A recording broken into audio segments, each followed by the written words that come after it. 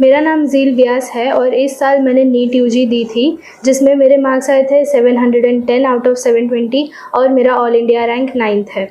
आज मैं आपको मेरी डिटेल्ड प्रिपरेशन स्ट्रैटेजी बताने वाली हूँ। तो I will start with physics. Initially जब मैंने 11th स्टैंडर्ड में नीट यूजी की प्रिपरेशन स्टार्ट की थी, तो फ़िज़िक्स एक ऐसा सब्जेक्ट था जिसमें मुझे थोड़ी सी डिफ़िकल्टी फ़ेस हो रही थी, क्योंकि मुझे कॉन्सेप्ट्स इतनी जल्दी समझ नहीं आ रहे थे और ऊपर से ऑनलाइन मोड ऑफ़ टीचिंग था, तो I faced it a bit difficult.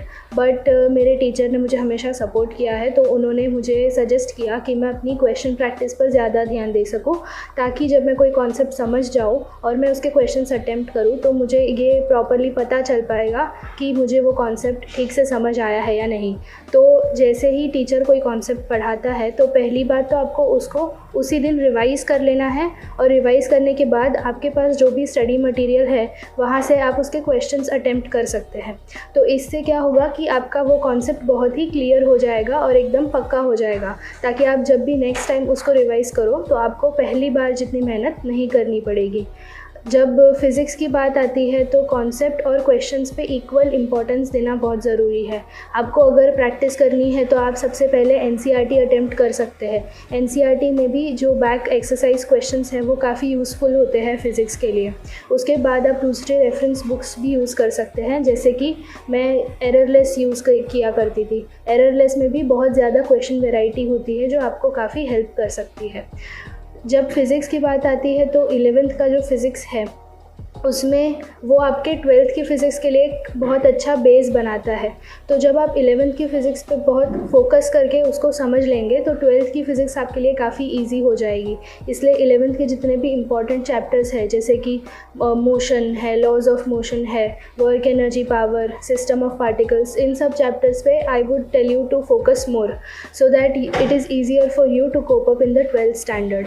और यूजुअली ऐसा देखा जाता है कि 11th में बच्चे इतने सीरियस नहीं होते हैं, क्योंकि 10th बोर्ड्स में जिनके अच्छे आते हैं वो लोग 11th के स्टार्टिंग में थोड़ा सा सीरियस नहीं होते हैं। तो आई वुड प्रेफर कि आप 11th में भी अटेंशन दें, क्योंकि नीट में तो दोनों साल का सिलेबस आता है। If I move over to chemistry now, तो केमिस्ट्री इज़ अ सब्जेक्ट के जिसमें मुझे प्रॉब्लम्स नहीं फेस करनी पड़ी है। हाँ, मेहनत तो सब में ही करनी पड़ती है, पर chemistry was a bit easier for me as compare to physics. So chemistry में भी mainly I would tell to focus on NCERT more, क्योंकि एक बार आप एनसीईआरटी कवर कर लो तो आपके बेसिक्स कवर हो जाते हैं। अगर कॉन्सेप्ट ही समझना है तो आपको पहले एनसीईआरटी ही अटेम्प्ट करनी चाहिए, उसके बाद आप जो भी रेफरेंस बुक यूज़ करते हो उसको अटेम्प्ट कर सकते हो।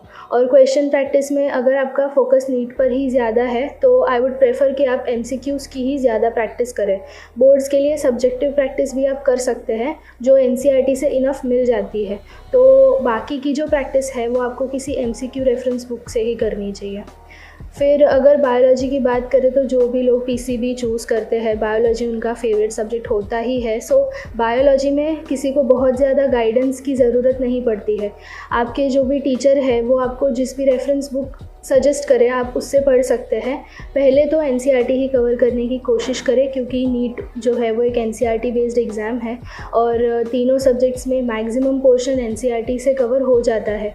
तो मेरा यही सजेशन होगा कि आप पहले एनसीईआरटी को लाइन बाय लाइन लर्न कर ले।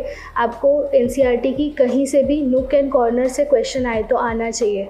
इतना एनसीईआरटी को प्रिपेयर करने के बाद ही आप किसी और रेफरेंस बुक को चूज़ कर सकते हैं। अब नीट पेपर पैटर्न की बात करें तो लास्ट ईयर भी 200 क्वेश्चंस थे, जिसमें से हमें 180 अटेम्प्ट करने थे, पर जो टाइम था वो 180 मिनट्स ही था, यानी 3 आवर्स ही था। पर इस साल हमको 20 मिनट एडिशनल दिए गए थे, so the whole paper timing was 200 minutes, लेकिन क्वेश्चंस हमको 200 से 180 ही अटेम्प्ट करने थे। तो ये हमारे लिए एक थोड़ा सा बेनिफिट था। इस साल 200 मिनट्स की वजह से जो सेक्शन बी है, जिसमें से हमें 15 में से 10 क्वेश्चंस अटेम्प्ट करने होते हैं, उसमें चॉइस करने के लिए हमें सफिशेंट टाइम मिल जाता है। तो इसका आप एडवांटेज ले सकते हैं, क्योंकि सेक्शन बी एक ऐसा सेक्शन है जिससे आप अपना स्कोर इम्प्रूव कर सकते हैं। If you have the choice of attempting any 10 questions out of 15, then you have to be really careful कि अगर आप उधर मार्क्स लूज़ कर रहे हो तो आपकी चॉइस में फिर प्रॉब्लम थी, इसलिए ये हुआ है, आप उसको प्रिवेंट कर सकते थे। तो ये इस साल की नीट यूजी पैटर्न थी। अगर नेक्स्ट साल भी यही रहेगी तो ये आपके लिए काफ़ी बेनिफिशियल होगा।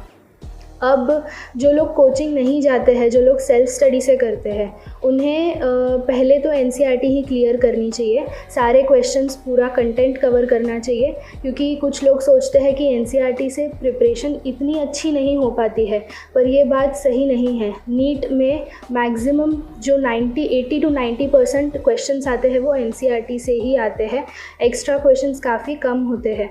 तो इसलिए मेरा यही सजेशन है कि आप पहले एनसीईआरटी को पूरी तरह से प्रिपेयर कर ले।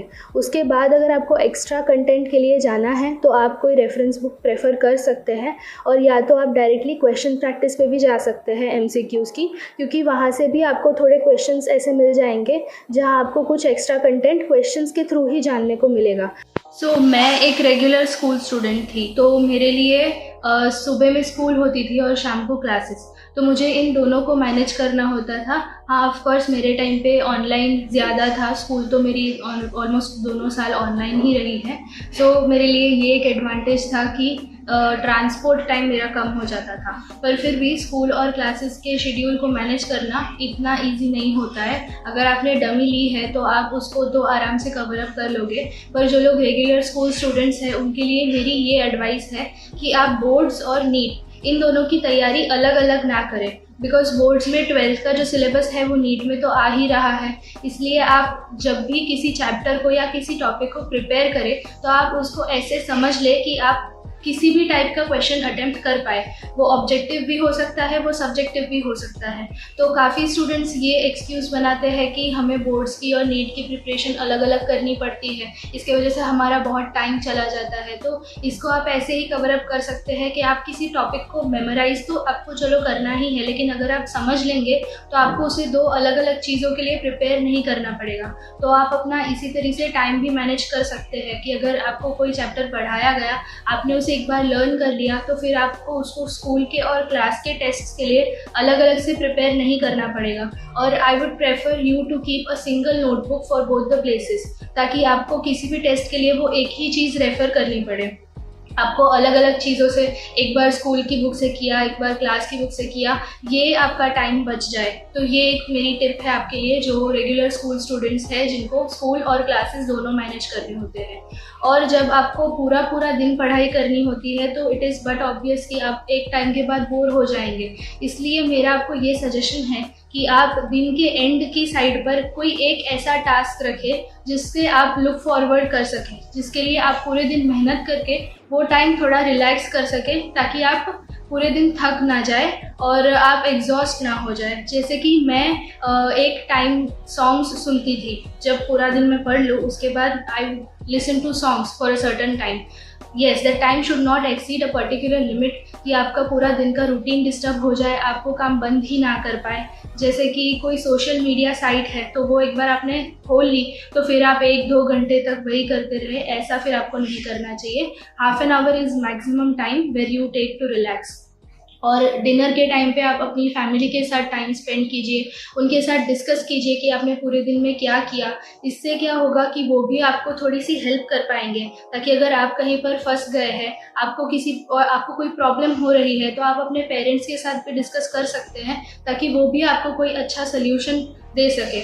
और फर्दर मोर आपको बिल्कुल भी स्ट्रेस्ड नहीं होना है किसी भी चीज़ के लिए। अगर आपके कोई टेस्ट में कम मार्क्स आ रहे हैं, आप कुछ मैनेज नहीं कर पा रहे हैं, तो इट इज़ ओके, वो टाइम भी निकल जाएगा। आपको बस अपना 100% देना है उस सिचुएशन में, जितना आप कवर कर पाए उसके लिए। आपसे अगर नहीं भी हो रहा है तो इट इज़ एब्सोल्युटली ओके, आपको कोई भी स्ट्रेस लेने की ज़रूरत नहीं है, वो बाद में भी कवर अप हो जाएगा। इसलिए स्ट्रेस मैनेजमेंट भी बहुत इम्पॉर्टेंट है, नहीं तो वो भी आपकी परफॉर्मेंस को बहुत ज़्यादा अफेक्ट कर सकता है। जब आप नीट से 1-2 महीने दूर हो, या तो आप उसके लास्ट डे पर कुछ प्रिपेयर कर रहे हो, तो उसके लिए भी आपकी प्रिपरेशन ऐसी होनी चाहिए कि आप कुछ नया ना ट्राई करें उस दिन पे। अदरवाइज़ अगर आपने वो कवर नहीं कर पाए, आपको वो नहीं आया, तो आप नेक्स्ट डे बहुत ही फ्रीक आउट हो जाओगे। आपको डर लगेगा कि अगर ये चीज़ एग्ज़ाम में आ गई और मैं नहीं अटेम्प्ट कर पाया या कर पाई तो मैं क्या करूँगा। सो आपको नीट के अगले दिन पे कुछ भी नया ट्राई नहीं करना है। इसके लिए मेरी आपको एक ये टिप है कि जब आप 2 साल नीट की प्रिपरेशन कर रहे हो तो आप 1 पेजेस बनाएं, आप शॉर्ट नोट्स बनाएं जिसे आप एंड डे पर रिवाइज कर सकें, जिसमें सब कुछ कवर भी हो जाए। तो आपका थोड़ा कॉन्फिडेंस बूस्टअप हो जाएगा और आपको ऐसा लगे कि मैंने सब कुछ रिवाइज कर लिया है और जितना भी मैंने किया है अब तक में वो मुझे याद है। सो ये एक अच्छा एडवांटेज रहता है नीट के आगे के दिन पे रिवाइज करने के लिए, ताकि आप एग्ज़ाम शांति से दे सकें। जब आप पेपर देने जाए तो वो 3 घंटे 20 मिनट आपकी लाइफ के लिए बहुत इंपॉर्टेंट होते हैं। तो उस टाइम में भी बिल्कुल भी स्ट्रेस नहीं लेना है आपको। आपने 2 साल अच्छे से प्रिपरेशन की है, आप आराम से पेपर दीजिए, आपको बिल्कुल भी टेंशन लेने की ज़रूरत नहीं है। अगर आपने 2 साल अच्छी प्रिपरेशन की है और आप पेपर के टाइम पे डर गए तो वो फिर एक वेस्ट ऑफ टाइम हो जाएगा आपके लिए और आप जितना एक्सपेक्ट करते हैं आप उतना अच्छा परफॉर्म नहीं कर पाएंगे। इसलिए टाइम मैनेजमेंट और स्ट्रेस मैनेजमेंट दोनों ही कॉम्पिटिटिव एग्जाम्स की प्रिपरेशन के लिए बहुत इंपॉर्टेंट होता है। जब आप 11th और 12th का पूरा सिलेबस कवर कर लेंगे उसके बाद आपको नीट के प्रीवियस ईयर पेपर्स देने चाहिए, जैसे कि पिछले 10 या 15 साल के जो नीट के जितने भी पेपर्स अवेलेबल आपको हो सकते हैं वो आपको देकर नीट के एक्चुअल पेपर पैटर्न की प्रैक्टिस करनी चाहिए। आप नीट के सैम्पल पेपर्स भी कहीं से परचेज कर सकते हैं, उसकी भी बुक्स आपको अवेलेबल हो जाएगी मार्केट में।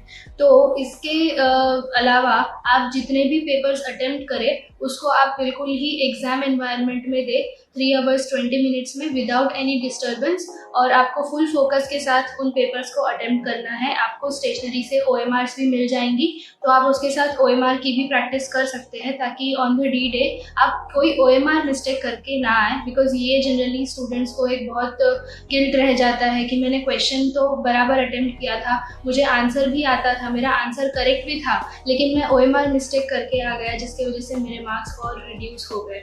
तो ये गलती आपसे ना हो इसका भी आपको ध्यान रखना चाहिए। तो आई वुड प्रेफर कि आप OMR के साथ ही कोई भी सैम्पल पेपर अटेम्प्ट करें। तो इसके वजह से क्या होगा कि आपकी OMR प्रैक्टिस भी अच्छे से हो जाएगी।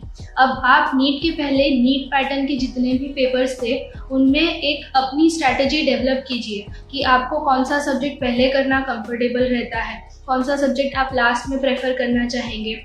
बायोलॉजी एक ऐसा सेक्शन होता है जिसमें बच्चे मिनिमम टाइम देते हैं और मिनिमम टाइम देना भी चाहिए क्योंकि उस सेक्शन में आपको कोई कैलकुलेशन नहीं करनी होती है। इसलिए आप बायोलॉजी जितना जल्दी अटेम्प्ट कर लेंगे आपको बाकी 2 सब्जेक्ट्स के लिए उतना ही ज़्यादा टाइम मिलेगा। तो अगर मैं अपनी स्ट्रैटेजी की बात करूँ तो मैं सबसे पहले फ़िज़िक्स अटेम्प्ट करती थी, फिर केमिस्ट्री और फिर बायोलॉजी। मैं सबसे पहले फ़िज़िक्स इसलिए अटेम्प्ट करती थी क्योंकि मुझे फ़िज़िक्स अटेम्प्ट करने के लिए एक फ़्रेश माइंड चाहिए होता था, और जो भी सब्जेक्ट आप सबसे पहले अटेम्प्ट करते हो उसमें आपको कॉन्फिडेंस होना चाहिए कि हाँ इसमें मेरे मैक्सिमम क्वेश्चंस करेक्ट हो जाएंगे। सपोज़ अगर आपको फ़िज़िक्स से बहुत ज़्यादा डर लगता हो और आप फ़िज़िक्स पहले अटेम्प्ट कर रहे हो तो आपका कॉन्फिडेंस इनिशियली ही गिर जाएगा और आप बाकी का पेपर ख़राब भी कर सकते हैं। इसलिए आप जो सब्जेक्ट के साथ सबसे ज़्यादा कंफर्टेबल हो आई वुड प्रेफर कि आप उस सब्जेक्ट से स्टार्ट करें। मैं जब फ़िज़िक्स पहले अटेम्प्ट करती थी ताकि मुझे फ़िज़िक्स में मैक्सिमम टाइम मिल सके और मैं आराम से उसे अटेम्प्ट करने के बाद जब मैं फ़िज़िक्स अटेम्प्ट कर लूँ तो it is almost equal to the total time that I give to physics is equal to the time I give to the rest of the subjects. जैसे कि अगर मैं फ़िज़िक्स 1 hour या 1 hour 15 minutes में attempt करती हूँ तो मुझे इतना ही टाइम लगता है केमिस्ट्री और बायोलॉजी अटेम्प्ट करने के लिए। तो फॉर मी अगर मैंने फ़िज़िक्स ख़त्म कर लिया इसका मतलब है कि मैंने पेपर का हाफ टाइम कंप्लीट कर लिया है। तो उसके अलावा फिर मैं बाकी 2 सब्जेक्ट्स करके फिर OMR फिलअप करना स्टार्ट करती थी। तो इसी तरह से आप जितने भी पेपर्स अटेम्प्ट करें आप उसमें अपनी एक स्ट्रैटेजी डेवलप करें। हिट एंड ट्रायल से आपको अलग अलग स्ट्रैटेजीज ट्राई करनी है, जितनी आपने सुनी है, जितनी आप खुद से नई इम्प्लीमेंट कर सकते हैं, और उसके बाद एक स्ट्रैटेजी चूज़ करनी है जिसमें आप सबसे ज़्यादा कंफर्टेबल हो और जिसमें आप अच्छे से परफॉर्म कर पाते हो, और फिर उसी स्ट्रैटेजी से नीट के दिन भी उस पेपर को अटेम्प्ट करना है ताकि आप उस दिन कॉन्फिडेंट हो कि नहीं इस स्ट्रैटेजी से मेरी परफॉर्मेंस बेस्ट आ सकती है। और जनरली 11th में स्टूडेंट्स इतने सीरियस नहीं होते हैं, सो 11th स्टैंडर्ड का भी नीट में काफ़ी वेटेज होता है, almost equal to that of 12th। तो जब हम नीट का पेपर देते हैं तो जो क्वेश्चंस आते हैं उसमें जनरली मिक्स्ड कॉन्सेप्ट्स होते हैं। आप प्रॉपरली ऐसा नहीं कह सकते कि ये जो क्वेश्चन है वो 11th से ही है या 12th से ही है, वो मिक्स्ड होता है। इसलिए अगर आपका 11th कच्चा रह जाएगा तो आप नीट के पेपर में अच्छे से स्कोर नहीं कर पाएंगे। 12th स्टैंडर्ड में बोर्ड्स भी होते हैं तो 12th स्टैंडर्ड यूजुअली सारे ही बच्चों का परफेक्ट होता है, क्योंकि बोर्ड्स के लिए भी उन्हें प्रिपेयर करना होता है। तो जो रैंकर्स होते हैं उनका जो रैंक लाने का स्ट्रैटेजी है वो यही है कि उनका 11th स्टैंडर्ड भी बहुत अच्छा होता है। इसलिए आपको 11th भी अपना परफेक्ट ही रखना है, 11th में भी उतना ही सीरियस रहना है जितना आप 12th के लिए रहेंगे। 11th में आप जितनी गलतियां करके सीखेंगे उतना आप 12th और अच्छा कर सकते हैं। तो यही जो है वो सीक्रेट है जिससे रैंकर्स प्रोड्यूस होते हैं। सो इसी मैसेज के साथ मैं अपना जो स्पीच है उसको एंड करना चाहूँगी। और all the best to all the NEET aspirants this year.